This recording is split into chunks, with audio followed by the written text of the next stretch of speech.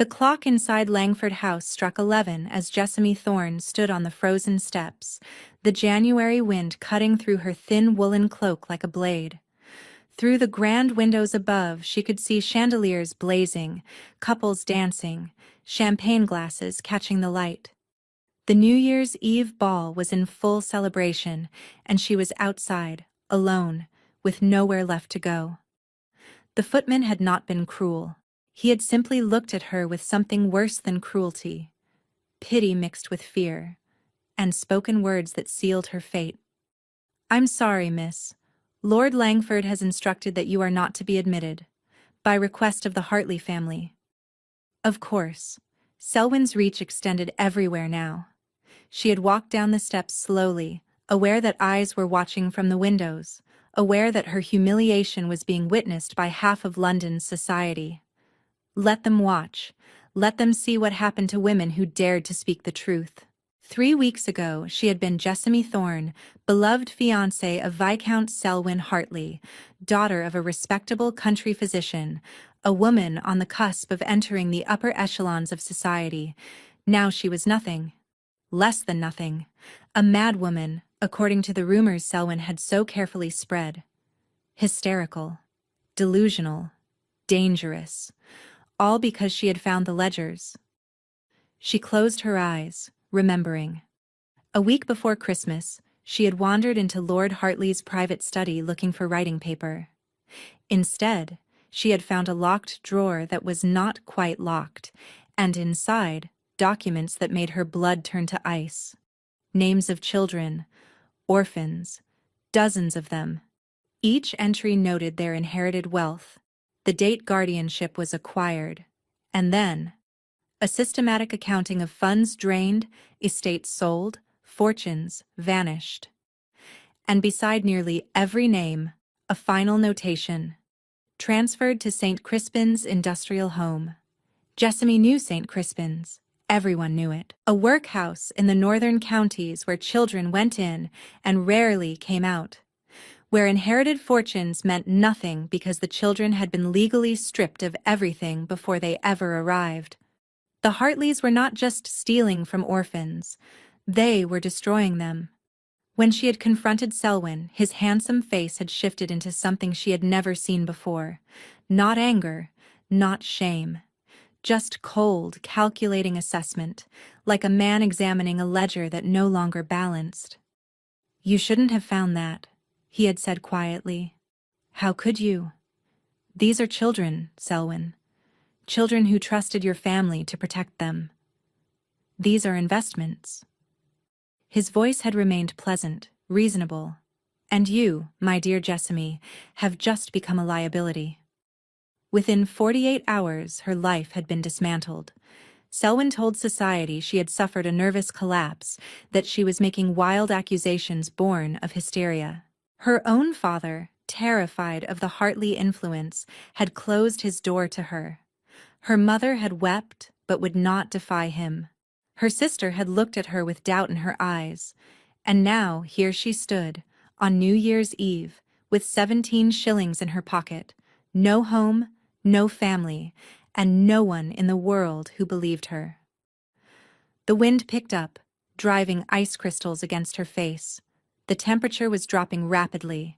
She had heard whispers among the servants at her boarding house that this would be the coldest night of the year. People would freeze in the streets tonight.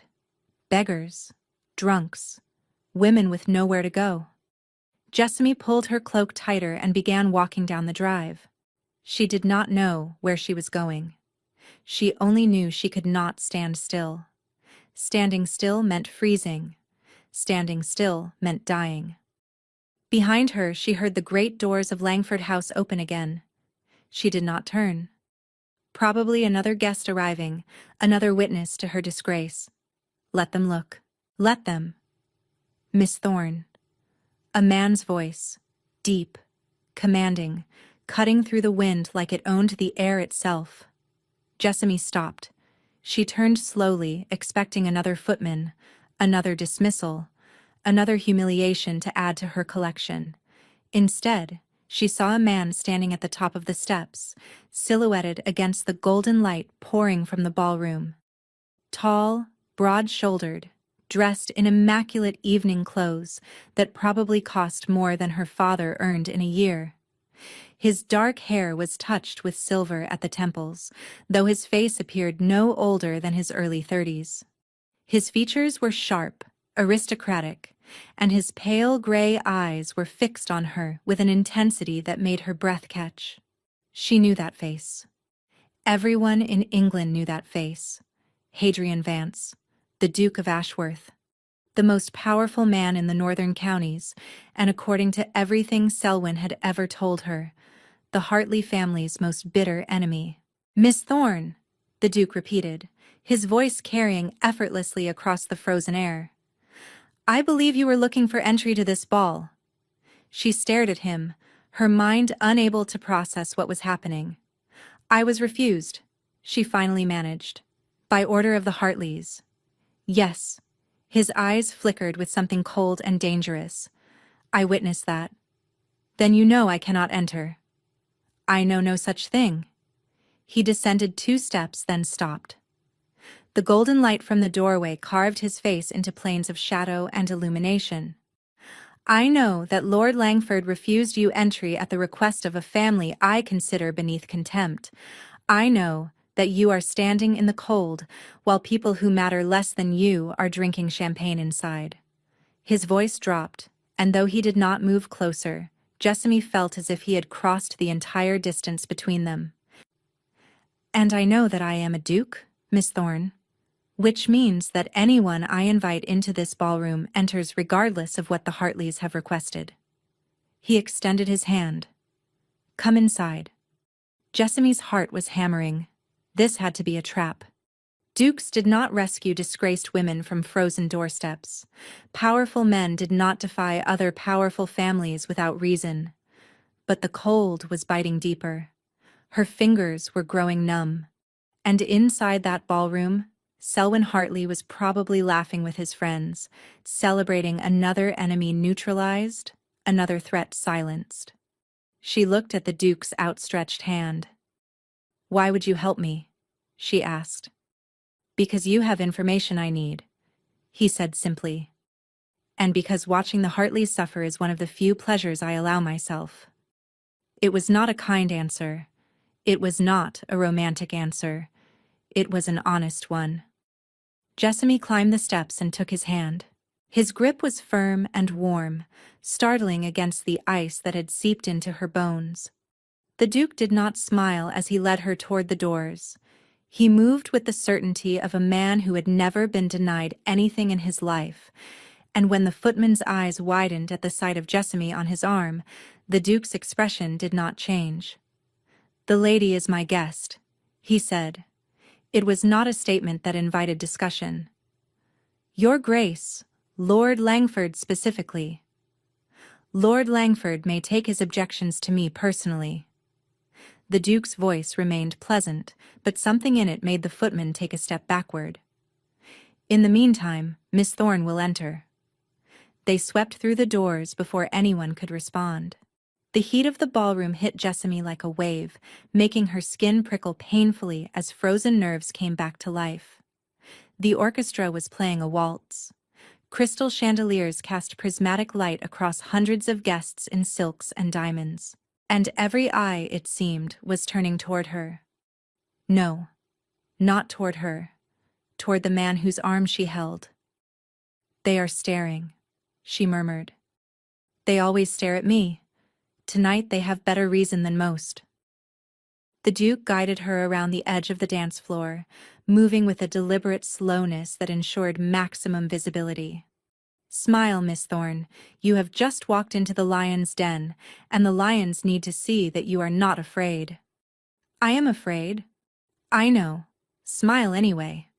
She forced her lips to curve upward, though her heart was racing so hard she could feel it in her throat. Across the ballroom, she saw faces she recognized. Lady Whitmore, who had once complimented her embroidery at a tea party, now turning away as if Jessamy were contagious. Sir Edmund Cross, who had danced with her at the Hartley Christmas ball, suddenly fascinated by his champagne glass, and there, Near the fireplace, surrounded by admirers as always, stood Selwyn Hartley. His golden hair gleamed in the firelight. His smile was charming, confident, the smile of a man who had everything and knew it. He was laughing at something one of his companions had said, completely at ease. Then his gaze drifted across the room and found her. The smile froze on his face. Jessamy felt a savage satisfaction watching the color drain from Selwyn's cheeks. He had expected her to disappear. He had expected her to die in obscurity, a cautionary tale about hysteria and broken engagements. Instead, she was standing in the most prestigious ballroom in London on the arm of the most powerful duke in England. "He sees you," Hadrian Vance murmured beside her. "Good. Let him wonder." "Wonder what?" "What you have told me. What I know. What I am planning to do about it." The Duke guided her toward a doorway leading off the main ballroom. "But first, we need to talk. Somewhere private." He led her through the doorway and down a corridor lined with portraits of Langford ancestors. The noise of the ball faded behind them, replaced by the muffled sounds of their footsteps on marble. Finally, he opened a door and gestured her inside. It was a small study, clearly not intended for guests tonight. A fire burned low in the grate, casting flickering shadows across leather-bound books and a writing desk. The Duke closed the door behind them and turned to face her. In the intimate firelight, he looked less like a statue and more like a man. The lines around his eyes suggested sleepless nights. The set of his jaw spoke of tension carefully controlled. And his gaze, when it met hers, held something that might have been grief buried beneath layers of ice. "Sit," he said, gesturing to a chair by the fire. "You are still shaking." Jessamy had not realized she was trembling until he said it. The cold had gone deeper than she knew. She sank into the chair, grateful for the warmth, and watched as the Duke poured something amber from a crystal decanter. "Brandy," he said, pressing the glass into her hands. "Drink. It will help." She drank, feeling the liquid burn down her throat and spread warmth through her chest. The Duke did not sit. He stood by the fireplace, one arm resting on the mantel, watching her with those unreadable gray eyes. "Now," he said quietly, "tell me about the ledgers." Jessamy's fingers tightened on the glass. "How do you know about the ledgers?" "I know the Hartleys have been running a scheme involving orphaned children and stolen inheritances. I know you discovered evidence of this scheme, and that is why they destroyed you." He paused. "What I do not know is the specifics, the names, the amounts, the locations. That is what you are going to tell me." "Why should I tell you anything? I do not know you. For all I know, this is another trap." "If I wanted to trap you, Miss Thorne, I would not have rescued you from freezing to death on Lord Langford's doorstep." His voice was dry. "I would have let the cold finish what Selwyn started." "What Selwyn started?" The Duke's expression changed almost imperceptibly. "You think being cast out into society with no resources, no allies, and no one to believe your story was an accident. You think the rumors spreading so quickly and so thoroughly happened naturally?" He shook his head. "Selwyn Hartley is methodical. He destroyed your reputation so completely that no one would listen to your accusations. He ensured your family abandoned you so you would have nowhere to turn. And he made certain you were shut out of every house in London so that when the cold killed you, it would look like a tragic accident." Jessamy felt the blood drain from her face.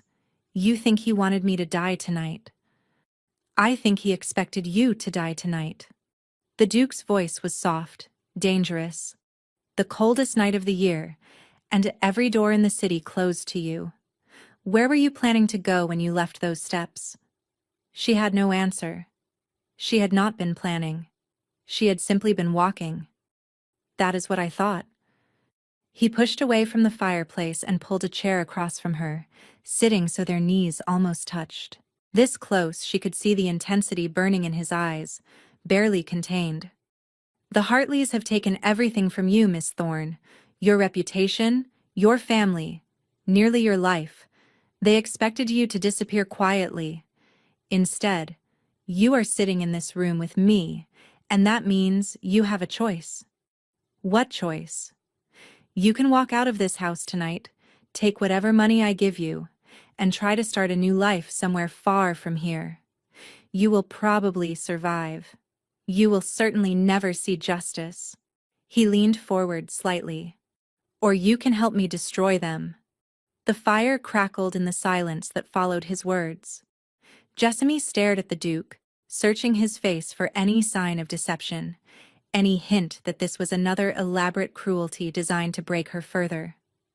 She found nothing but cold, controlled fury. And beneath it, something that looked almost like pain. "Why do you want to destroy them?" she asked quietly. "Because they killed someone I loved." His voice did not waver, but his hands, resting on his knees, tightened almost imperceptibly. 5 years ago, they made it look like an accident, a fall from a horse during a hunt. But I knew better. I have always known. Who? My brother.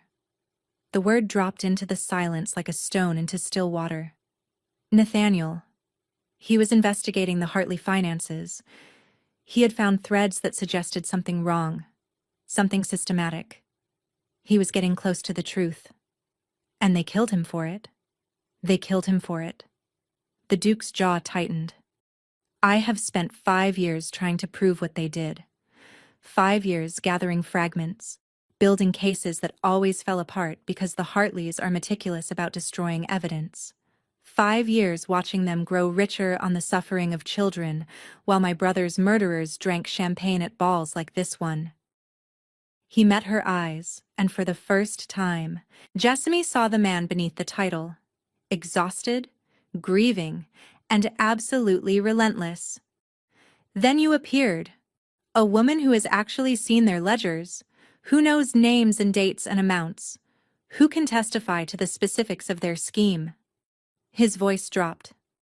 You are the weapon I have been waiting for, Miss Thorne. The question is whether you are willing to be wielded. Jessamy set down her brandy glass, her mind racing.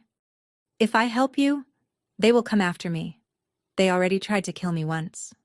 They will try again, the Duke agreed. Which is why you need protection they cannot penetrate. What kind of protection? He was silent for a moment. The fire popped and hissed between them. I am the Duke of Ashworth, he said finally. I control estates across 3 counties, employ over 1,000 people, and hold enough political influence to sway elections. The Hartleys are powerful, but they are not untouchable. Under my protection, you would be beyond their reach. Why would you protect me? You said yourself I am a weapon. Weapons are useful only until they break. You negotiated terms while standing in a ballroom full of people who wanted you dead. A flash of admiration crossed his face. You did not collapse when you saw Selwyn. You did not run. You smiled because I told you to, and you walked into this room to hear my proposition even though every instinct must have been screaming that this was a trap. He shook his head. You are not a weapon that breaks easily, Miss Thorne. I suspect you are forged from something far stronger than the Hartleys anticipated.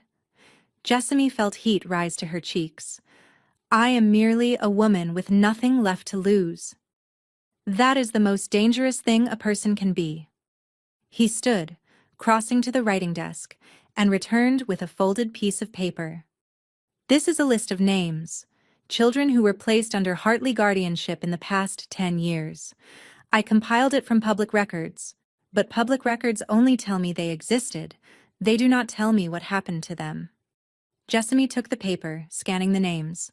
Her stomach turned as she recognized several from the ledgers she had seen.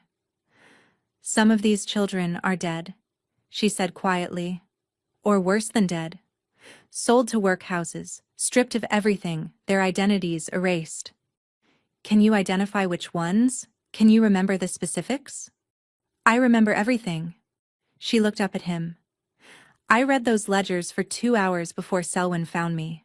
Dates, Amounts, destinations, the records of where they sent the funds, where they transferred the children. I can recreate most of it from memory. For the first time, something like hope flickered in the Duke's gray eyes. Then we can build a case. A real case. With evidence that cannot be dismissed as hysteria or slander. It will be my word against theirs, the word of a disgraced woman against one of England's most respected families. It will be your word, backed by my resources, my investigators, and my influence. He moved closer, feet standing over her chair. And when we find the physical evidence, and we will find it, your testimony will be the key that locks them away forever. Jessamy thought of the children in those ledgers, the small fortunes stolen, the young lives destroyed. She thought of her own family, who had chosen fear over faith, who had abandoned her when she needed them most, and she thought of Selwyn's face in the ballroom, the shock and fear that had replaced his confident smile. If I do this, she said slowly, I need to know what I am agreeing to, not vague promises of protection, specifics. Very well. The Duke sat back down across from her. You will come to Ashworth Hall as my guest. You will have your own rooms, your own servants, complete freedom of movement within the estate. In public, we will present you as a distant cousin who has come to assist with estate management, a respectable cover that explains your presence without requiring you to hide. And in private? In private, we will work together to build our case against the Hartleys. You will help me identify the victims, trace the money, find the evidence we need. When we are ready, we will expose them publicly, legally, completely. How long will this take? Months? Perhaps longer. He held her gaze. This is not a quick victory, Miss Thorne. It is a campaign. The Hartleys have spent decades building their empire of cruelty. Tearing it down will require patience, precision, and absolute commitment. And if I want to leave, if it becomes too dangerous or I simply cannot continue, then you leave. His voice was firm. I will provide you with funds, references, whatever you need to start a new life elsewhere. You are not my prisoner.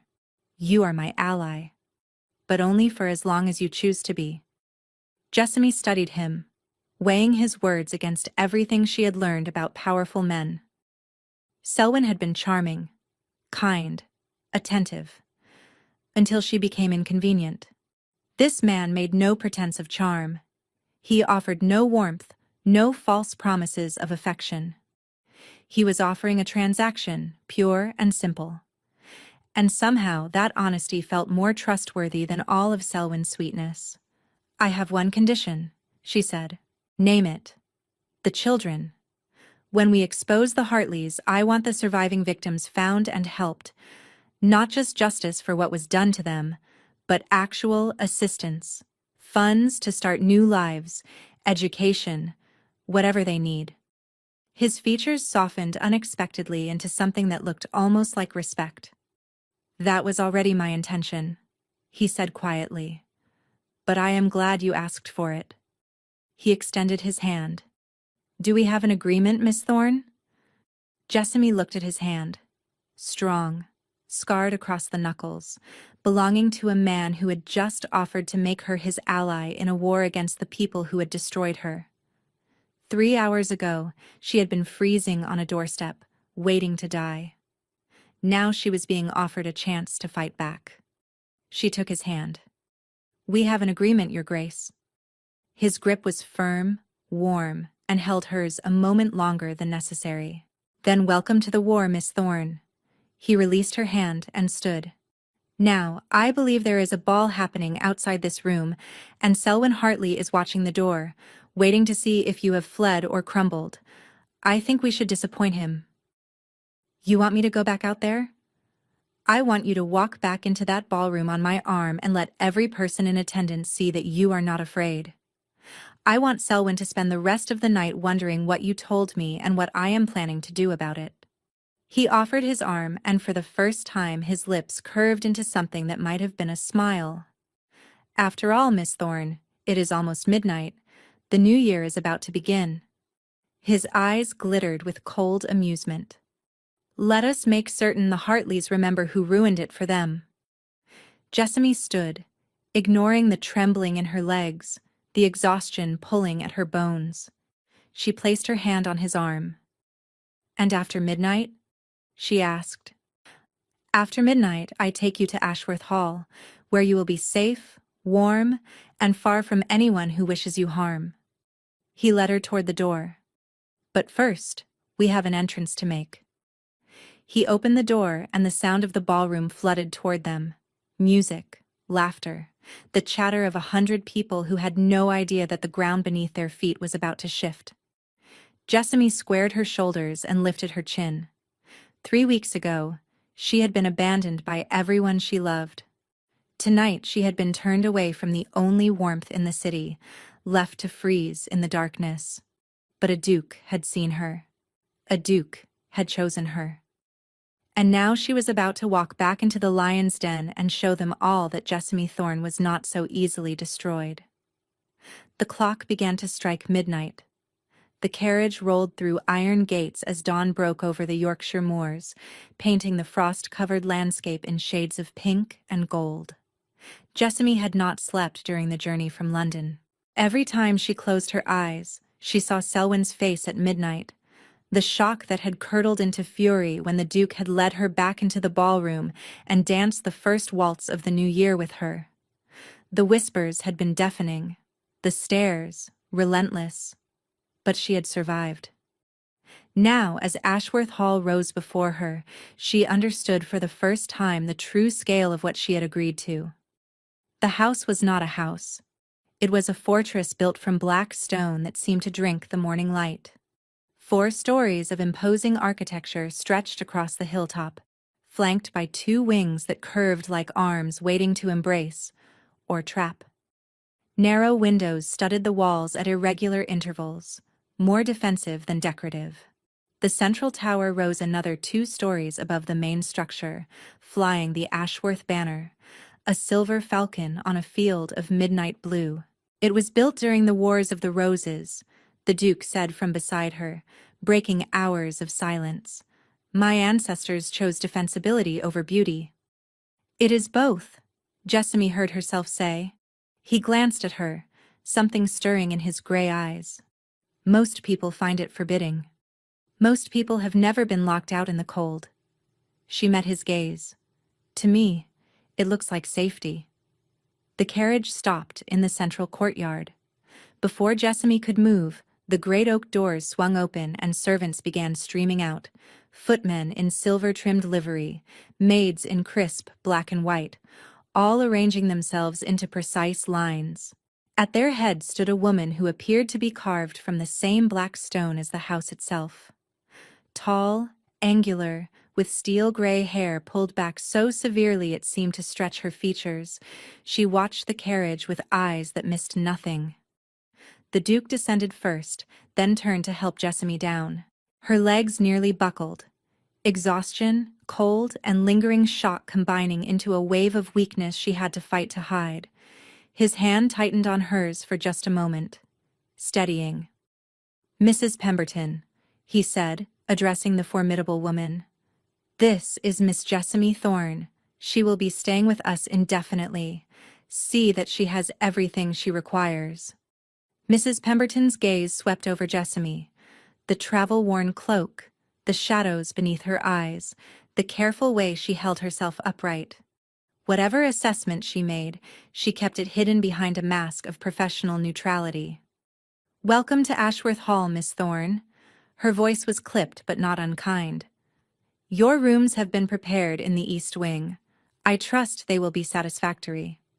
"Thank you, Mrs. Pemberton." "The Duke keeps to the West Wing." Mrs. Pemberton began walking toward the doors, clearly expecting Jessamy to follow.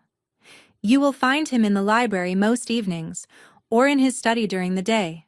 Meals are served at 8, 1, and 7. If you require anything between meals, ring for a maid." Inside, Ashworth Hall was warmer than its exterior suggested. Fires blazed in massive hearths.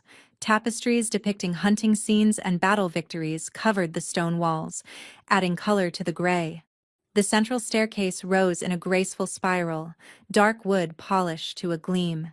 Mrs. Pemberton led her up 2 flights and through a maze of corridors until they reached a door at the end of the east wing. "Your suite, Miss Thorne?" The rooms were larger than her family's entire cottage, a sitting room with velvet chairs and a writing desk, a bedroom dominated by a 4-poster bed draped in deep blue curtains, a dressing room with wardrobes that stood empty, waiting, and through an archway, a private bathing room with a copper tub already steaming with hot water. "His Grace has arranged for a seamstress to call tomorrow," Mrs. Pemberton said.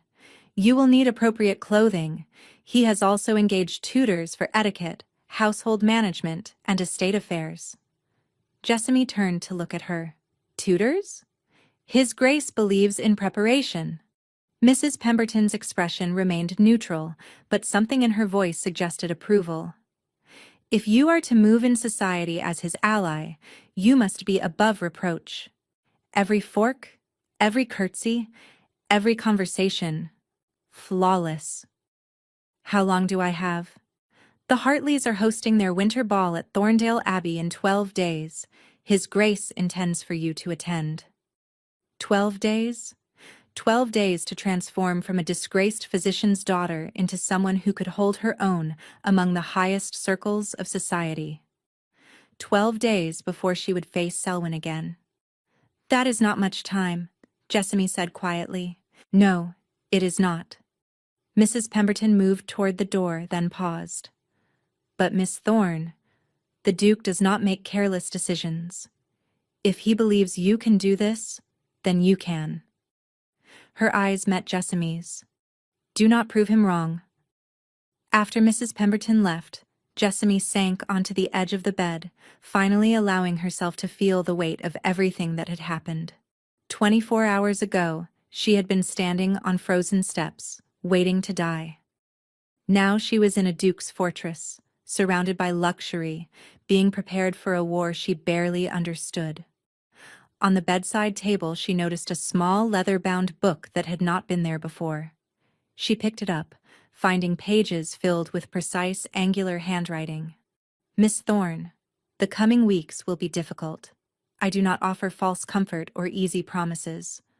What I offer is purpose, protection, and the opportunity to make the people who hurt you answer for their crimes. This book contains everything you need to know about Ashworth, its history, its enemies, and the role you will play.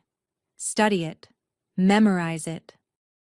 When we face the Hartleys, you must know more about this world than they expect. We dine together each evening at 7. Use that time to ask questions. I will answer what I can. Remember our agreement. You help me destroy them. I keep you safe." Ashworth Jessamy closed the book and looked out the window at the moors stretching endlessly toward the horizon. She had been abandoned by her family, betrayed by the man she had trusted, left to die in the cold. But she was not dead. She was here, in a fortress that had never fallen, with a duke who wanted the same thing she did.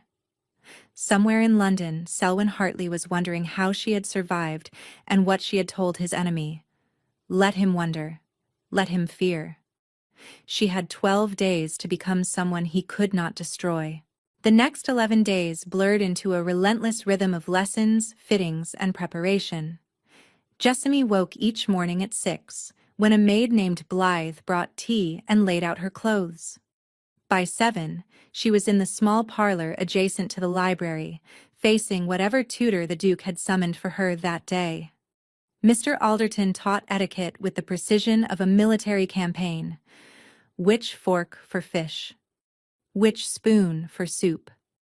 How to curtsy to a countess versus a duchess? How to navigate a receiving line without giving offense? How to accept a compliment, deflect an insult, and retreat from a conversation that had grown dangerous, all while maintaining perfect posture and an expression of serene confidence. "Your spine, Miss Thorne," he would say, rapping her shoulder with his wooden pointer. "A lady's spine is her sword. straight as steel, always.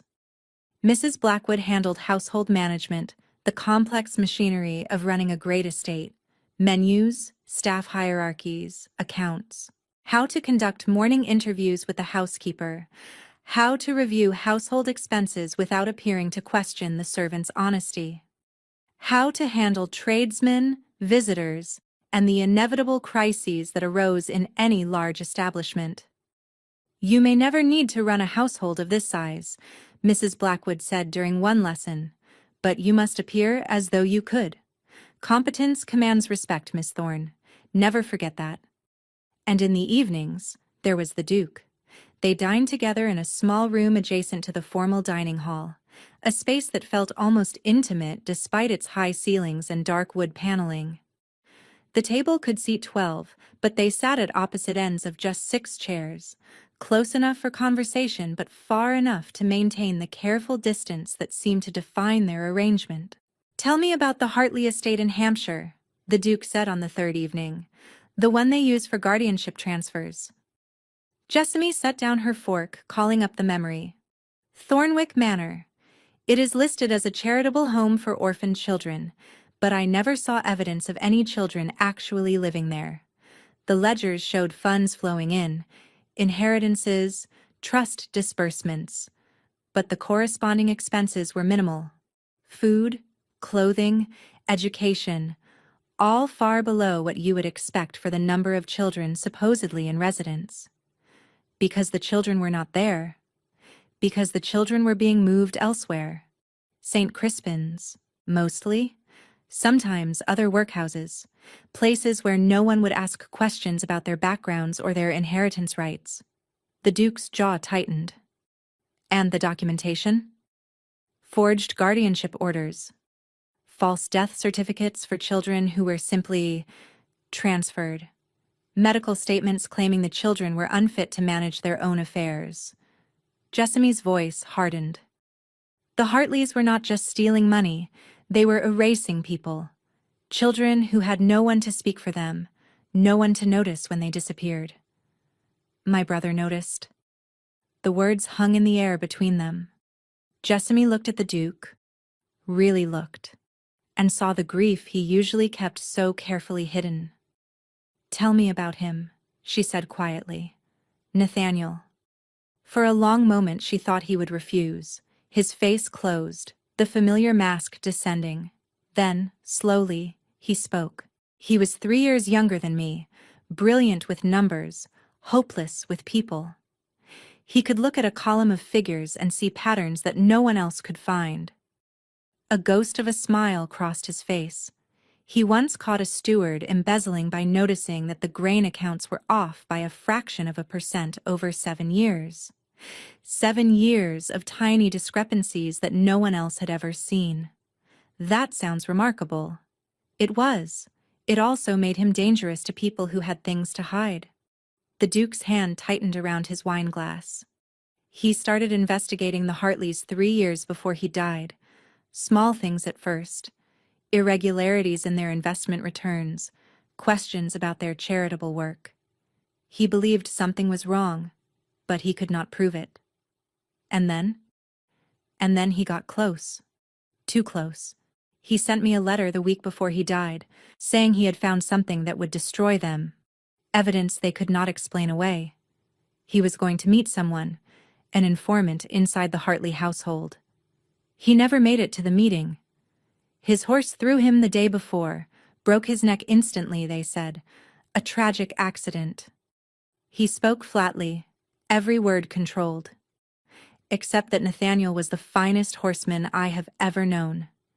He had ridden that same trail 100 times, and the informant he was supposed to meet disappeared the same day. Never found, never heard from again." Jessamy felt cold despite the fire blazing in the hearth. "They killed him. And the witness. They killed them both. And they destroyed whatever evidence Nathaniel had gathered.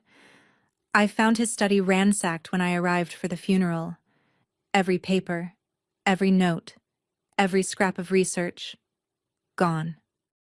I am sorry." The words felt inadequate, but they were all she had. Do not be sorry. Be useful. His eyes met hers, and the grief had hardened into something fiercer. You have seen their ledgers. You remember their methods.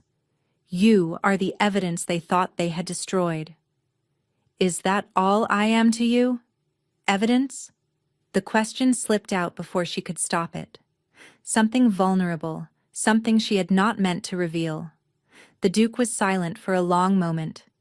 Then he set down his wineglass and leaned forward. When I found you on those steps, he said slowly, I saw an opportunity, a weapon against my enemies. That is the truth, and I will not pretend otherwise. And now? Now I see a woman who has survived what should have destroyed her. Who negotiates terms when she has no leverage? Who asks about the children before she asks about herself? His gaze held hers. You are still useful to me, Miss Thorne, but you are also becoming something I did not anticipate. What is that? Someone I would protect even if you were not useful. The words landed between them like a spark near kindling. Jessamy felt heat rise to her cheeks, felt something shift in the air that she was not ready to examine. We should discuss the ball, she said quickly, the winter celebration. A flicker of amusement crossed his face. He knew she was retreating, but he allowed it. Yes, we should. The lessons continued. The fittings multiplied. By the 10th day, Jessamy had 3 new gowns and a growing sense that she might actually survive what was coming. But it was on the 11th night that everything changed. She was in the library, reviewing the Duke's notes on Hartley business connections, when he entered with a letter in his hand. His face was thunderous. What is wrong? She asked immediately. Word from London. He handed her the letter. The Hartleys had been asking questions about your family, your parents, your sister. Jessamy's blood turned to ice. Tansy, she is only 16. They have not approached her yet. But my informant says Selwyn has been making inquiries about where your family lives, what your father's financial situation is. He is looking for leverage. He would not hurt a child. He left you to freeze to death on the coldest night of the year. The Duke's voice carried an edge of steel. Do not tell me what he would or would not do. Jessamy stood, the letter crumpling in her fist. I have to warn them. You have to do nothing except trust me. The Duke caught her arm as she moved toward the door. I have already sent men to Hampshire. Your family will be offered the choice to come here, under my protection, before the week is out. And if they refuse? Her voice cracked. My father closed his door to me. He believed the rumors. He might not. He might not accept help from the man protecting his disgraced daughter. The Duke's grip on her arm gentled. Then we make other arrangements. Guards who watch from a distance. Warning systems. Whatever it takes. Why would you do this? Protecting me is one thing. I am useful to you. But my family has nothing to offer. They have you. His voice was quiet, certain. And you cannot focus on destroying the Hartleys if you are terrified for your sister's safety. That is strategic thinking, not kindness. Perhaps. His thumb brushed across her wrist, a touch so brief she might have imagined it. Or perhaps I am simply tired of watching the Hartleys hurt people He stopped. Jessamy looked up at him. People you what? People I have chosen to protect. He released her arm and stepped back. Get some rest, Miss Thorne. Tomorrow is the winter ball. You will need your strength. He was gone before she could respond, leaving Jessamy alone with the fire and the weight of everything he had almost said. Thorndale Abbey blazed with light against the January darkness, its windows glowing like 100 golden eyes watching the carriages arrive. The Hartley family's country estate was smaller than Ashworth Hall, but deliberately ornate. All white marble columns and gilded trim, designed to project wealth and taste to anyone who might be watching. Jessamy watched it approach through the carriage window and felt her stomach clench. Breathe. The Duke's voice came from beside her, steady and calm. Remember what we discussed. Enter together. Remain visible. Engage with allies. Do not confront the Hartleys directly unless they approach first. And if Selwyn tries to corner you alone? Signal you immediately. Under no circumstances engage without backup. Good. He adjusted his cufflinks, a gesture she had come to recognize as his version of nervous energy. You look like a duchess, Miss Thorne. Now act like one. She glanced down at herself. The seamstress had outdone herself. Deep sapphire silk that made her dark hair gleam, a neckline modest enough for respectability, but striking enough to command attention. Diamonds borrowed from the Ashworth collection glittered at her throat and ears. She looked like someone who belonged in ballrooms. She did not feel like someone who belonged anywhere. The carriage stopped. A footman opened the door. The Duke descended first, then turned to offer his hand. The moment Jessamy emerged, she felt the weight of 100 gazes. The Hartleys had invited everyone, not just Yorkshire society, but London luminaries who had made the winter journey. Word had spread about the New Year's Eve incident. Everyone wanted to see what would happen next. Ready? The Duke murmured. No. Perfect. You will perform better with an edge of fear. He placed her hand on his arm. Remember, you are not a guest here. You are a statement. They walked up the marble steps together. The ballroom was a confection of white and gold, deliberately angelic compared to Ashworth's darkness. Crystal chandeliers cast rainbow light across dancers already filling the floor. Hothouse flowers perfumed the air. Roses, lilies, things that should not bloom in January but did, because the Hartleys had money enough to force nature itself to comply.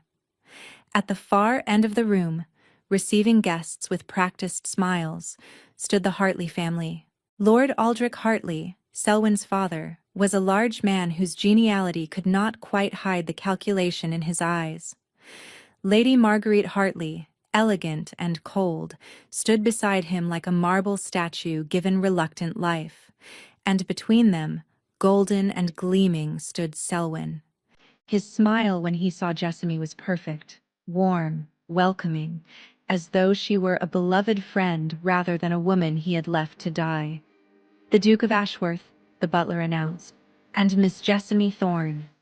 The room did not quite go silent, but the whispers rose like a wave. Jessamy kept her spine straight. A lady's spine is her sword, and walked forward with the Duke at her side. Your Grace. Lord Hartley's voice was hearty, jovial. How delightful that you could join us. And Miss Thorne, what a pleasure to see you recovered from your difficulties. Lord Hartley. The Duke's voice was pleasant, his expression neutral. Thank you for the invitation. Miss Thorne and I were just discussing how much we were looking forward to this evening. Were you indeed? Lady Hartley's smile did not reach her eyes. How fascinating. We had heard Miss Thorne was unwell. Nerves, was it not? Complete fabrication, as I am sure you know. Jessamy heard her own voice, steady and clear. I have never felt better in my life. How fortunate. Selwyn stepped forward, and it took every ounce of control Jessamy possessed not to flinch. May I say, Miss Thorne, you look radiant this evening. Yorkshire air must agree with you. Safety agrees with me. She met his eyes without wavering. I find I sleep much better when I am not worried about freezing to death on doorsteps. The words dropped into the conversation like stones into still water. Selwyn's smile flickered. Lady Hartley's expression sharpened. Lord Hartley let out a booming laugh that sounded only slightly forced. What an imagination you have, my dear. Selwyn told us about your little difficulties. So frightening. To find yourself without friends in winter. Thank goodness you were found before anything terrible happened. Yes. Jessamy's voice was ice. Thank goodness. The Duke's hand covered hers where it rested on his arm. A warning or support. She could not tell which. We should not monopolize our hosts, he said smoothly. I see Lady Ashford across the room. and I believe she was hoping to speak with Miss Thorne about charitable work in the northern counties. He guided her away before anyone could respond. That was dangerous, he murmured once they were clear of the receiving line. That was honest. There is a time for honesty and a time for strategy. Learn to tell the difference. Lady Ashford was indeed waiting, a kind-faced woman in her 50s, who had been one of the Duke's mother's closest friends. She greeted Jessamy with genuine warmth and drew her into a conversation about the difficulties of supporting orphaned children in rural areas. The workhouses are dreadful, Lady Ashford said, shaking her head. I have tried to establish better alternatives, but funding is always a challenge, and finding children before they disappear into those places is nearly impossible. What if there were records? Jessamy asked carefully. Documentation of where children were sent. By whom? Under what authority? Lady Ashford's eyes sharpened. Such records would be invaluable, but they would be closely guarded by those who benefit from the current system. Perhaps, but records can be found, evidence can be gathered. Miss Thorne. Lady Ashford lowered her voice. Are you saying you know something specific about how certain children have been mishandled? Before Jessamy could answer, a voice cut through the conversation. Lady Ashford, might I steal Miss Thorne for a dance? Selwyn stood there, hand extended, smile firmly in place. The request was perfectly polite, perfectly normal, perfectly impossible to refuse without creating a scene. Jessamy glanced across the room. The Duke was engaged in conversation with two older gentlemen, his back to her. The signal they had agreed upon, touching her earlobe, would not work if he was not looking. Of course, she heard herself say. Lady Ashford, if you will excuse me. Selwyn led her onto the dance floor just as the orchestra began a waltz. His hand settled on her waist with familiar ease, and suddenly Jessamy was transported back to the Christmas ball, before she had found the ledgers, before she had known what kind of monster wore his handsome face. You should not have come here, Selwyn said quietly, his smile never wavering. It was foolish. Was it? Ashworth cannot protect you forever. He has enemies of his own, vulnerabilities you know nothing about. When he decides you are more trouble than you are worth, he will discard you, and you will have no one left to run to. Is that a threat? It is a prediction. His grip tightened on her waist. You could still walk away from this. Disappear somewhere far from here. I would not pursue you. The way you did not pursue me when you left me to freeze on those streets?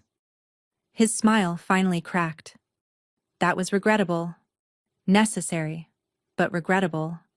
I did not want it to happen that way. You destroyed my reputation. You turned my own family against me. You ensured every door in London would be closed to me on the coldest night of the year. I gave you a chance to be reasonable. You chose righteousness instead. He spun her through a turn, using the movement to pull her closer. You still have a choice, Jessamy. Walk away now, and I will leave your family alone. Continue down this path, and everyone you love will suffer. My family? Your father. Your mother. Your sweet little sister. Tansy, is it not? Such a pretty name. Such a vulnerable girl. Jessamy's vision went red at the edges. If you touch her, I will not have to touch anyone if you are sensible. Selwyn's voice was still pleasant, still calm. Leave Yorkshire. Leave England if you like. Just stop helping Ashworth dig into matters that do not concern you. The waltz was ending. Jessamy pulled away from him the moment the music stopped, not caring how it looked. You made a mistake, she said, her voice low and fierce. When you left me in that cold, you should have made certain I was dead. I am beginning to realize that. All pretense of charm had vanished from his face. But mistakes can be corrected, Miss Thorne. Remember that. He bowed formally and walked away, disappearing into the crowd. Jessamy stood alone on the edge of the dance floor, her heart pounding, her hands trembling. She touched her earlobe, the signal, and saw the Duke turn toward her immediately, his conversation abandoned mid-sentence. He was at her side in moments. What happened? He threatened Tansy, directly. Her voice was barely steady. He said, if I do not stop helping you, everyone I love will suffer. The Duke's expression went cold and still, like a frozen lake concealing dangerous depths. Then we accelerate our timeline, he said quietly. We do not wait for them to strike first. What do you mean? I mean that tomorrow we begin gathering witnesses. His eyes swept the ballroom, cataloging faces and calculating angles. Tonight, the Hartleys showed their hand. They are frightened, which means we are close. We press the advantage. And my family? We'll be at Ashworth Hall within 3 days. His hand found hers, gripping tight. I give you my word, Jessamy, they will not touch her. It was the first time he had used her Christian name. She looked up at him, this cold, strategic man who had offered her a weapon and was slowly becoming something else entirely. I believe you, she said. Good. He did not release her hand. Now, shall we give them something to worry about? What did you have in mind? Dance with me. His lips curved into something that was almost a smile. Let them see that their threats have only brought us closer. The orchestra began another waltz. The Duke led her onto the floor, and this time, when his hand settled on her waist, it felt like protection rather than possession. Around them, the Hartleys watched. And Jessamy smiled. 3 days after the winter ball, Jessamy stood in the great hall of Ashworth, watching the carriage approach through the frost-covered drive. Her hands would not stop trembling. They came, she whispered. They came. The Duke stood beside her, his presence steady as always. Your father required some persuasion, but they came. The carriage stopped. A footman opened the door, and Jessamy's mother emerged first, thinner than Jessamy remembered, her face lined with new worry. Then her father, stooped and uncertain, looking around at the massive estate with barely concealed awe.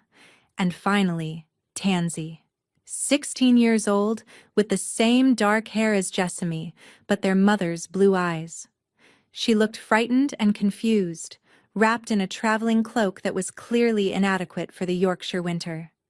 Jessamy was down the steps before she could think, pulling her sister into an embrace that nearly knocked them both off their feet. Jess! Tansy's voice was muffled against her shoulder. Jess, what is happening? Father said we had to leave immediately, that there was danger. There was. But you are safe now. Jessamy pulled back, holding her sister's face between her hands. I promise you, Tansy. No one will hurt you here. Her parents approached more slowly. Her mother's eyes were red-rimmed, and when she reached Jessamy, she simply stood there, as though unsure whether she was allowed to touch her own daughter. Jessamy! Her father's voice was gruff, uncomfortable. We received word that the Hartley family might pose a threat to all of us. They do. But the Duke has offered his protection. Her father's gaze moved to the man standing at the top of the steps. Whatever he saw there made him straighten slightly, some of his discomfort fading into grudging respect. We are grateful, he said finally, for the warning and the escort. It was not an apology. It was not an acknowledgement that he had been wrong to close his door, wrong to believe Selwyn's lies. But it was something. Jessamy would take what she could get.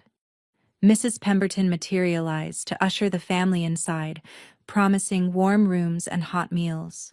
Jessamy watched them go, her heart aching with a complicated mixture of relief and old pain. That was not easy for you, the Duke observed quietly. No. Your father should have believed you. He should have protected you. He was frightened. The Hartleys are powerful, and he is... She struggled for words. He is a country physician with no influence and no resources. He did what he thought would keep the rest of his family safe. By sacrificing you. By making an impossible choice. She turned to face him. I understand why he did it. That does not mean it did not hurt. His expression revealed something almost vulnerable. You are more forgiving than I would be. Forgiveness is not the same as forgetting. Jessamy looked back at the house where her family had disappeared. I remember everything, but I also remember that they are here now and Selwyn cannot touch them. No, he cannot. They stood in silence for a moment, the cold air sharp between them. What happens now? Jessamy asked. Now we prepare for the next phase. The Duke turned toward the house. Your family's presence here will infuriate Selwyn. He will make a mistake, and when he does, we will be ready. The Duke had arranged for 3 witnesses to visit Ashworth over the following week. Former servants and business associates, who had seen pieces of the Hartley operation but had been too frightened to speak. Jessamy met with each of them in the library, the Duke observing from his chair by the fire as she drew out their stories with careful questions. Mrs. Millicent Cobb, a former governess at Thornwick Manor, wept as she described children who arrived healthy and vanished within months, transferred to better situations that never seemed to have addresses. Mr. Harold Graves, a clerk who had worked for Hartley and Associates for 15 years, provided details about double ledgers. One set for investors, one set showing where the money actually went, and Miss Dorothea Quinn, a young woman who had been one of those orphans herself before managing to escape St. Crispin's at 14, spoke in a voice flat with old trauma about what happened to children inside those walls. They take everything, she said, staring into the fire. Your name, your inheritance, your hope. By the time they are done, you do not even remember you were once someone who mattered. Jessamy reached across the space between them and took her hand. You matter. And when we expose them, everyone will know what they did to you. Miss Quinn looked at her with eyes that had seen too much. Do you really believe that? That justice is possible? I have to believe it. Jessamy's grip tightened. Because the alternative is letting them win, and I refuse. Later, after the witnesses had been settled in guest rooms with promises of safety and compensation, the Duke found Jessamy in the library, staring at the stack of testimonies they had gathered. We have enough, he said quietly. Between their statements, your memories, and the financial documentation I have compiled, we can make a case. A case for what? A private accusation? A newspaper scandal? A formal investigation. He moved to stand beside her. I have allies in Parliament. Men who owe me favors. Men who despise the Hartleys for their own reasons. If we present this evidence properly, we can force an official inquiry. And the Hartleys will have no way to silence it. Not without exposing themselves further. His hand came to rest on the table beside hers, not quite touching. We present our evidence at Lord Ashford's house party next week. Half the political establishment will be there. If we make our accusations publicly, in front of witnesses who matter, they cannot make it disappear. Jessamy looked up at him. You planned this. Lord Ashford's party, the timing, all of it. I plan everything, Miss Thorne. A ghost of a smile crossed his face. You should know that by now. Jessamy. He paused. What? You called me Jessamy at the ball, my Christian name. She held his gaze. If we are going to war together, you should probably keep using it. Warmth surfaced in his gaze. Very well, Jessamy. Her name in his voice sounded different than it ever had before, like a key turning in a lock she had not known existed. Hadrian, she said, testing his name in return. His breath caught almost imperceptibly. No one has called me that in years. Then perhaps it is time someone did. They stood there, the fire crackling beside them, the distance between them shrinking with each shared breath. Then Mrs. Pemberton knocked and entered with questions about dinner arrangements, and the moment shattered like thin ice. But something had changed. They both knew it, and neither of them looked away. Lord Ashford's country estate, Belmont Park, was everything Thorndale Abbey wished it could be: elegant without ostentation, grand without cruelty. The house sprawled across manicured grounds that seemed to stretch forever, and the guests who filled its halls were the very pinnacle of English society. Jessamy arrived on Hadrian's arm, dressed in deep garnet silk that the seamstress had insisted would make her unforgettable. She was not certain she wanted to be unforgettable. She would have settled for unremarkable if it meant the Hartleys would not be watching her every move. But of course, they were watching. Selwyn stood near the entrance to the grand salon, flanked by his parents. His smile when he saw her was sharp enough to cut glass. "The Duke of Ashworth and Miss Jessamy Thorne," the butler announced. Whispers rippled through the gathered guests. Everyone knew about the New Year's Eve incident now. Everyone had heard some version of the story. The disgraced bride rescued by the Duke, the rivalry between noble families, the accusations that floated just beneath the surface of polite conversation. "Steady," Hadrian murmured beside her. "Tonight we observe. Tomorrow we strike." Lord Ashford greeted them warmly, his wife directing them toward the drawing room where pre-dinner drinks were being served.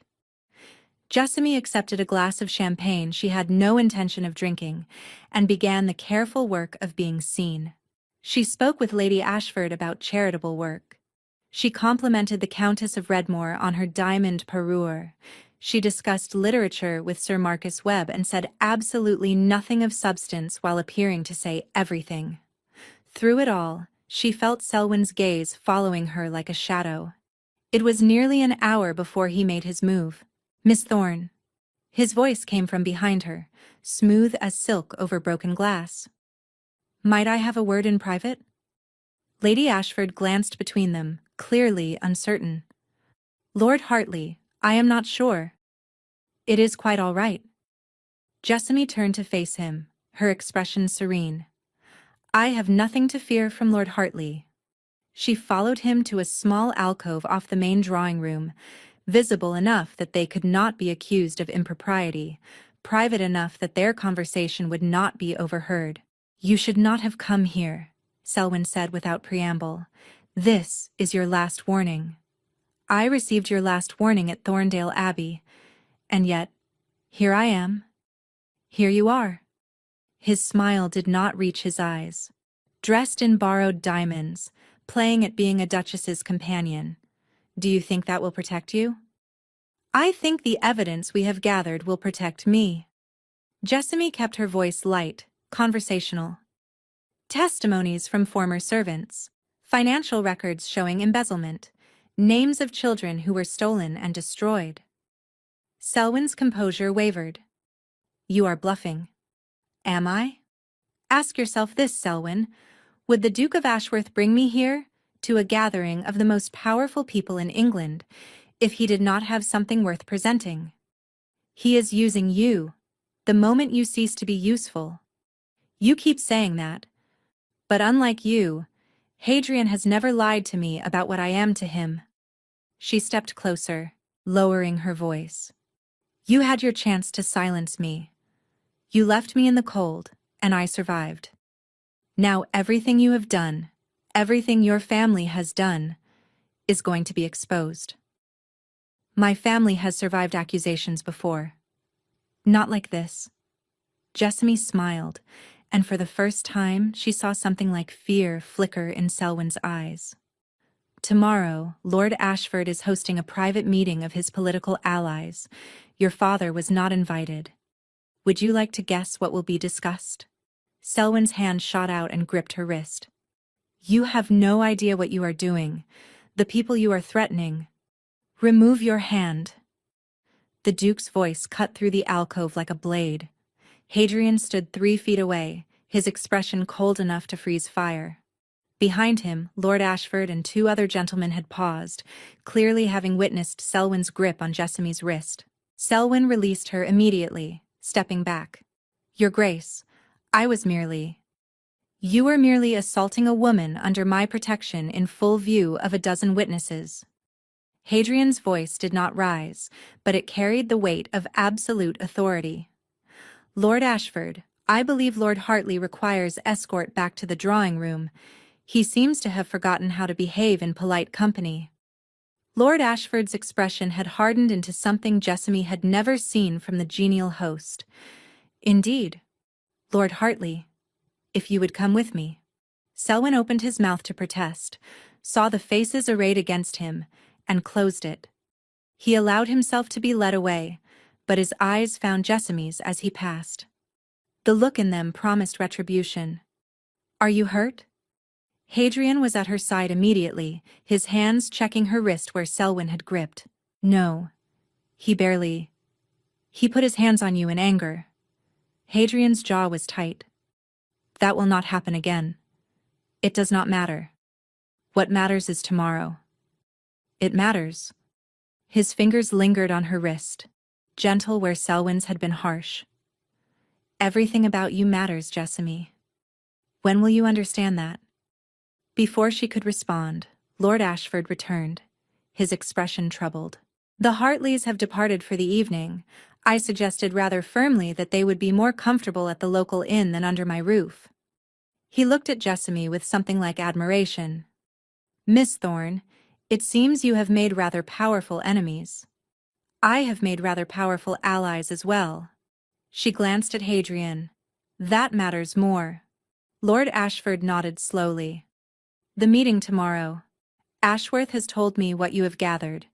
If even half of it is true, all of it is true, then we have a great deal to discuss. He gestured toward the drawing room. But for tonight, let us return to the party. The Hartleys may have retreated, but their allies remain, and I suspect more than a few of them are reconsidering their loyalties as we speak. The meeting convened at 11 the following morning in Lord Ashford's private study.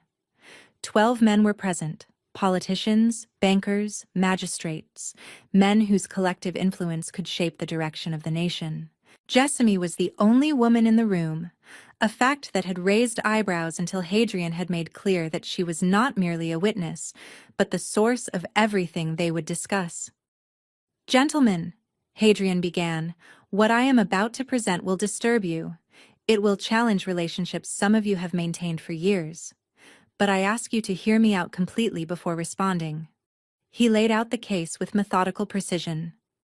The guardianship scheme, the stolen inheritances, the children transferred to workhouses where they were stripped of identity and fortune alike. He presented financial records showing discrepancies that could not be explained as clerical errors. He shared testimonies from servants who had witnessed the operation firsthand. And then he turned to Jessamy. Miss Thorne saw the original ledgers. She can identify specific children, specific amounts, and specific dates. Her testimony is the key that connects all of these fragments into a coherent picture of systematic fraud and cruelty. Jessamy stood, her pulse racing but her voice steady. 3 weeks before my engagement was to be announced publicly, I entered Lord Hartley's study looking for writing paper. In a drawer that should have been locked, I found records of 47 children who had been placed under Hartley guardianship over the past decade. She described what she had seen, the columns of figures, the notations about inheritances, the final entries showing where each child had been transferred. She named names. She cited amounts. She painted a picture so detailed that no one in the room could dismiss it as hysteria or invention. When she finished, the room was silent. Lord Whitmore, a magistrate with 30 years of experience, was the first to speak. If what you say is true, this is the largest financial fraud I have encountered in my career. It is true, and it is ongoing. Hadrian spoke with icy precision. Every month that passes, more children are victimized, more fortunes are stolen, more lives are destroyed. But how do we prove it? Sir Charles Easton, a banker, leaned forward. Records can be forged. Testimonies can be bought. The Hartleys will claim Miss Thorne is a scorned woman seeking revenge. Then we do not rely on Miss Thorne's testimony alone. Hadrian pulled out another folder. We demand access to Thornwick Manor, where the guardianship transfers are processed. We audit the accounts of Hartley and Associates, which several of your own clients have invested in. We find the children who were sent to St. Crispin's and take their statements. That would require formal investigation, Lord Whitmore said slowly. Warrants, official proceedings. Yes, it would. The Hartleys have friends in the judiciary. They will fight this. Let them fight. Hadrian's eyes swept the room. Every objection they raise will only draw more attention. Every delay will give us more time to gather evidence, and when the truth finally emerges, and it will emerge, anyone who stood with them will be destroyed alongside them. The gentlemen exchanged glances. Jessamy could see calculations happening behind their eyes. Political risks weighed against moral obligations, personal relationships measured against potential scandal. It was Lord Ashford who spoke next. I have known the Hartley family for 20 years. Lord Aldrich served on 3 committees with me. His wife attended my daughter's christening. He paused. And I believe every word Miss Thorne has said. One by one, the others nodded. Then we are agreed, Hadrian said. Lord Whitmore, you will initiate the formal inquiry. Sir Charles, you will quietly alert investors to the irregularities in Hartley accounts. Lord Ashford, you will ensure that the proper authorities are involved before the Hartleys can destroy evidence. And you, Ashworth? Lord Whitmore asked. What will you do? I will make sure Miss Thorne remains alive long enough to testify. The meeting ended near 2 o'clock. Jessamy stepped out onto the terrace for air, her mind still reeling from what had just happened. They had done it. They had convinced some of the most powerful men in England to take action against the Hartleys. It was almost over. Miss Thorne. She turned. A servant she did not recognize stood at the edge of the terrace, holding a folded piece of paper. A message for you, miss. Urgent. She took the paper, frowning. The servant disappeared before she could question him. The note was written in elegant script she did not recognize. Miss Thorne, your sister is no longer at Ashworth Hall. If you wish to see her alive again, you will come to the old chapel at the edge of Lord Ashford's property within the hour. Come alone. Tell no one. If Ashworth follows you, Tansy dies. The paper slipped from Jessamy's numb fingers. No. No. No. No. She had left Tansy at Ashworth, surrounded by servants and guards. Safe. Protected. But the Hartleys had spies everywhere. Someone inside must have helped them. They had reached her anyway. Jessamy looked toward the house where Hadrian was still speaking with the other gentlemen. If she told him, he would insist on coming. And if he came, Tansy dies. She picked up the note, tucked it into her sleeve, and walked toward the chapel. The chapel was ancient, half ruined, its stone walls covered in ivy and its windows long since shattered. It stood at the far edge of Lord Ashford's property, hidden from the main house by a thick copse of winter-bare trees. Jessamy approached slowly, her heart hammering against her ribs. Hello? Her voice echoed off the broken stones. I am here. Show yourself. Movement in the shadows. Then Lady Marguerite Hartley emerged, dragging Tansy by the arm. Her sister's face was pale, tear-streaked, a bruise forming on her cheek. Her wrists were bound with rope. Jess! Tansy's voice cracked with fear. Jess, I am so sorry. They came to my room. They said, Hush! Lady Hartley's grip tightened, making Tansy whimper. You will be quiet unless spoken to. Let her go. Jessamy's voice shook despite her efforts to control it. She has nothing to do with this. She has everything to do with this. She is the reason you will do exactly as I say. Lady Hartley stepped closer, keeping Tansy between them like a shield. The investigation ends. Today. You will go back to those men and tell them you fabricated everything. You will say that you invented accusations against my family out of spite because Selwyn ended your engagement. You will destroy every shred of credibility you have built. And if I refuse? Then your sister dies, and your parents die, and everyone you have ever cared about dies. Lady Hartley's voice was ice. Do you think we cannot reach them? Do you think Ashworth's little fortress is impenetrable?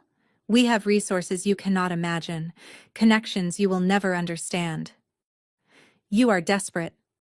Jessamy took a step forward. The investigation is already begun. Even if I recant, the evidence can be explained away. Forgeries, planted by Ashworth to discredit us. Without your testimony, without your memories of those ledgers, it all falls apart. Jessamy looked at Tansy, saw the terror in her eyes, felt her own heart breaking. She had sworn to protect her sister. She had sworn to see justice done. Now she had to choose between them. If I recant, she said slowly, you release Tansy. You leave my family alone, forever. Agreed. And Hadrian, the Duke? We will deal with him in our own time. Lady Hartley smiled coldly. That is not your concern. It is my concern. If I do this, you leave him alone as well. You are not in a position to negotiate, Miss Thorne. Then kill me. Jessamy spread her hands. Kill me right here, and see how well your plans survive when the Duke finds my body. See how long it takes him to burn everything you have ever built to the ground. Lady Hartley's smile faltered. You think he cares about you that much? I know he does. And saying it aloud, Jessamy realized it was true. Not strategy, not convenience.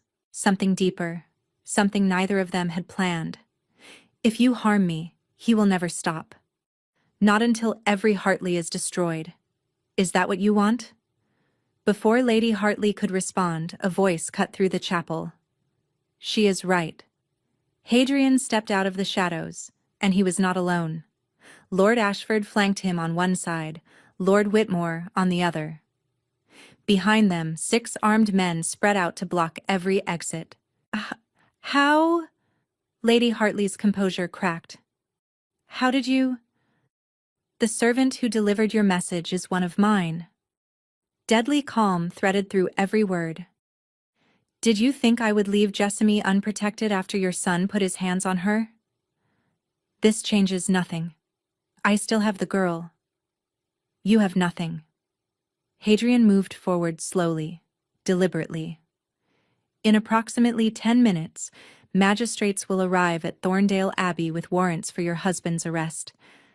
At the same time, officers will enter the London offices of Hartley and Associates to seize all financial records. And your son is already in custody, having been apprehended attempting to flee to the coast. Lady Hartley's face went white.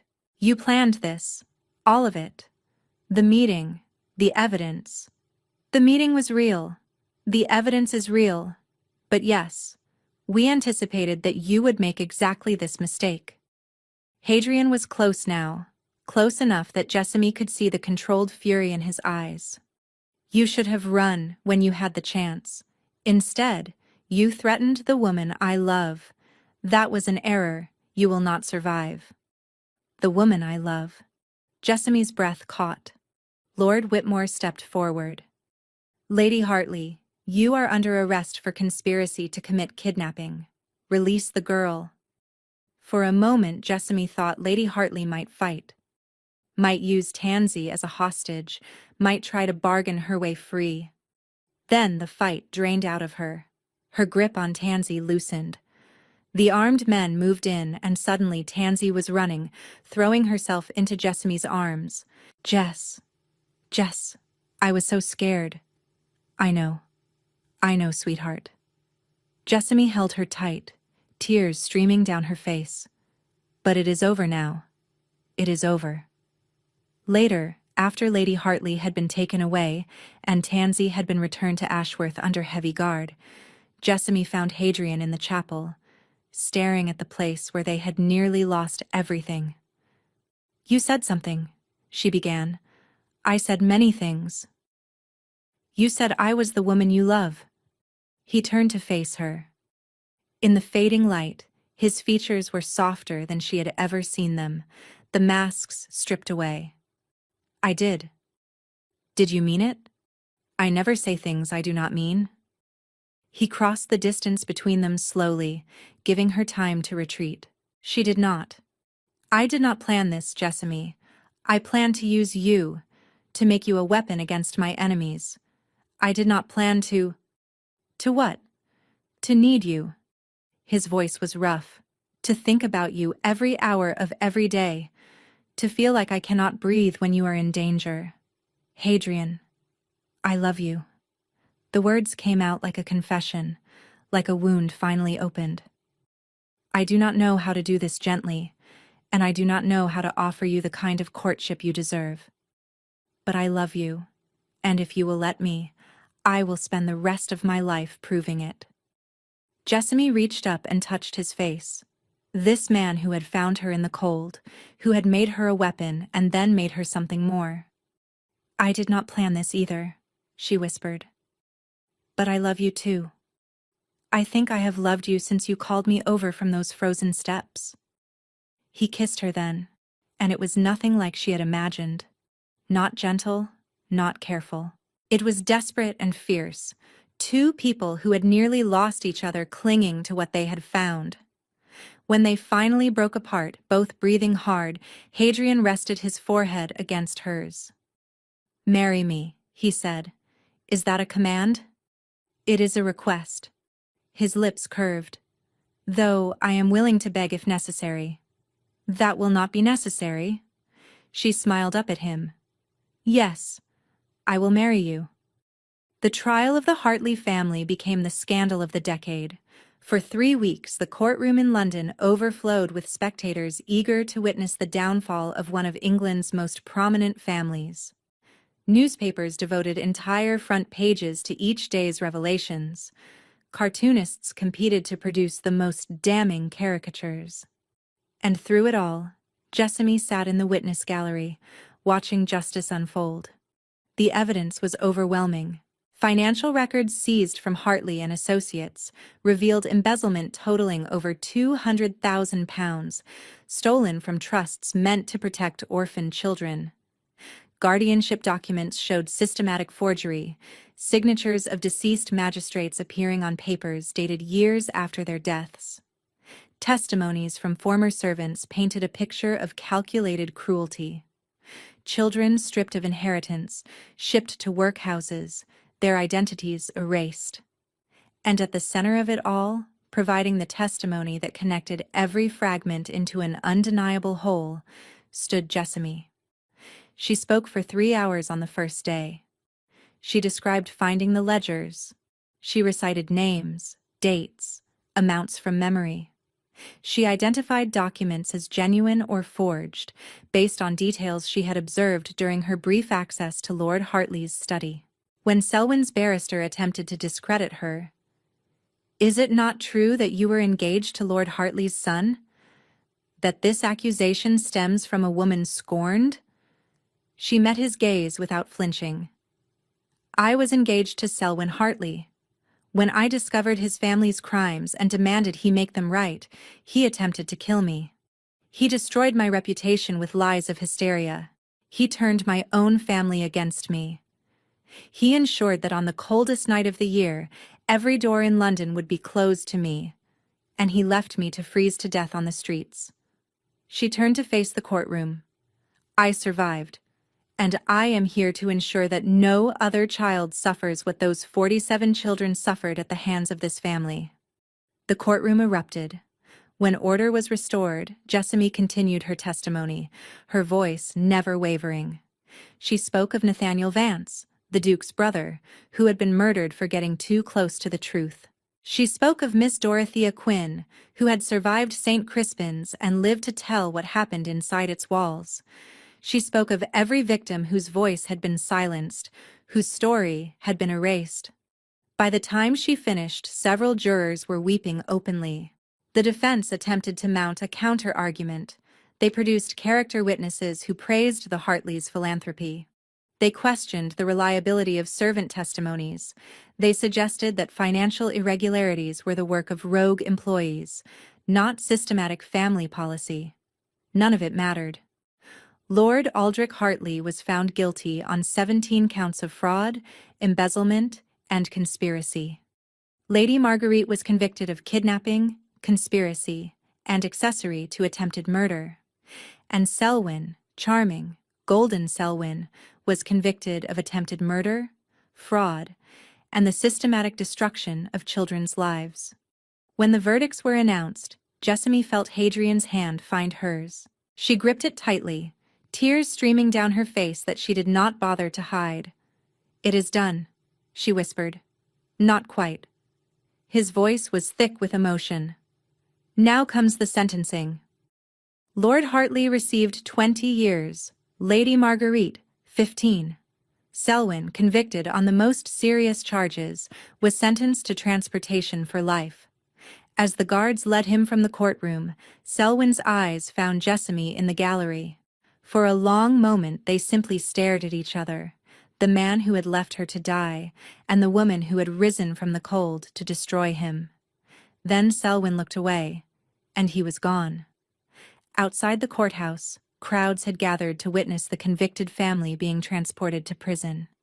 Jessamy stood on the steps, Hadrian beside her, watching the black carriages roll away. "How do you feel?" he asked quietly. "I do not know." She shook her head. "I thought I would feel triumphant, vindicated, but mostly I feel empty, tired." She leaned into him, so tired. "Then let me take you home."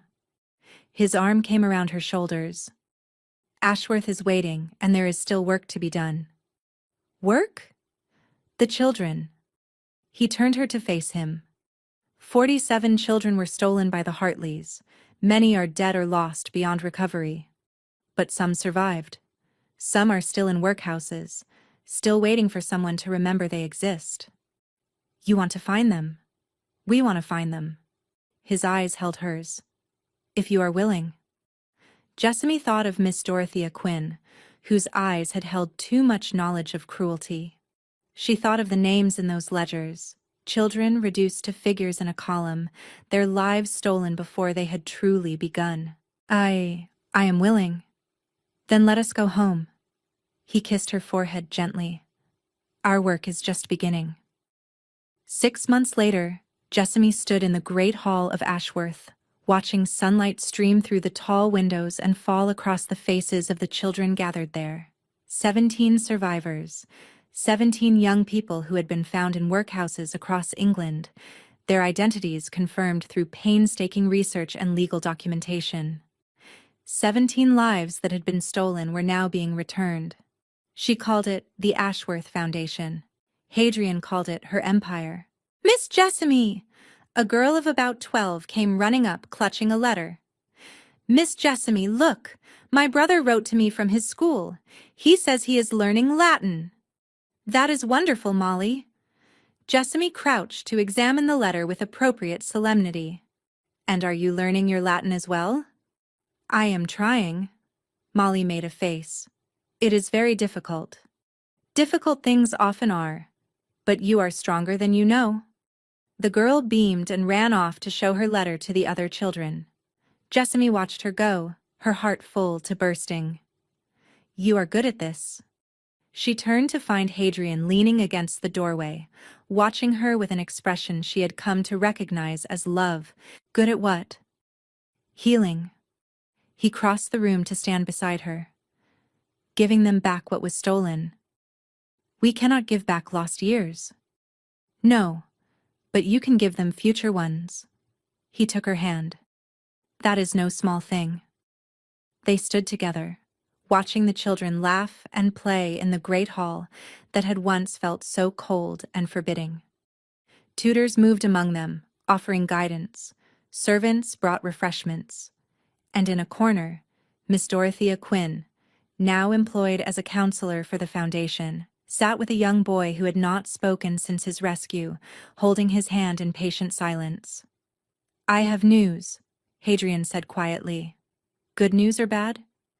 "Unexpected news?" He pulled an envelope from his pocket. "Your father wrote to me. He is asking if your parents might visit. He says.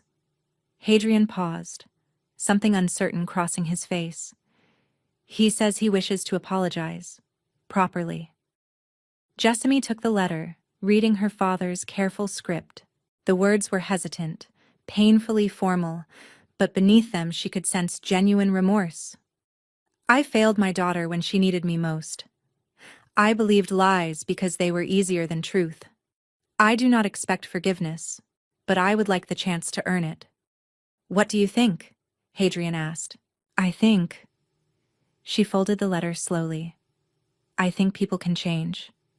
I think second chances matter. She looked up at him. I think I would like to try. Then we will invite them. He kissed her forehead. For Christmas, perhaps. Christmas. Jessamy smiled. A year since you found me on these frozen steps.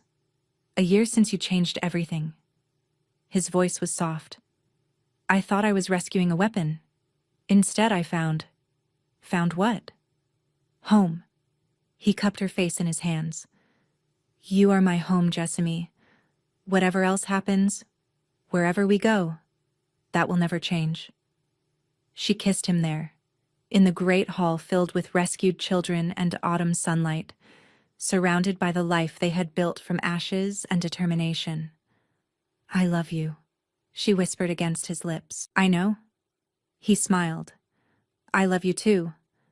More than strategy, more than revenge, more than anything I planned or expected. Good. She pulled back, grinning. Because I have news as well. What news?